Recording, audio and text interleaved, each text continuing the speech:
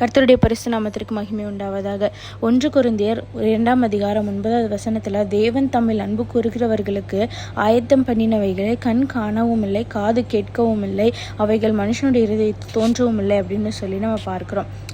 ஒருவேளை நம்ம வாழ்க்கையில் சில நேரங்களில் நம்ம எதிர்பார்த்துட்டு நம்ம நடக்கலையே அப்படின்னு சொல்லி நம்ம கவலைப்பட்டாலும், நம்மால் கனவு காண முடியாத அளவுக்கு ஒரு பெரிய திட்டங்களை தேவன் வைத்திருக்கிறார் அப்படிங்கிறத இந்த வசனத்தில் நம்ம பார்க்க முடியும். ஒருவேளை நம்ம பார்க்கிறத விட, நம்ம கேட்கிறத விட, நம்ம நினைக்கிறத விட மேலானதை தேவன் நமக்காக தயார் செய்து கொண்டிருக்கிறாருங்கிறத நம்ம மறந்து விடவே கூடாது.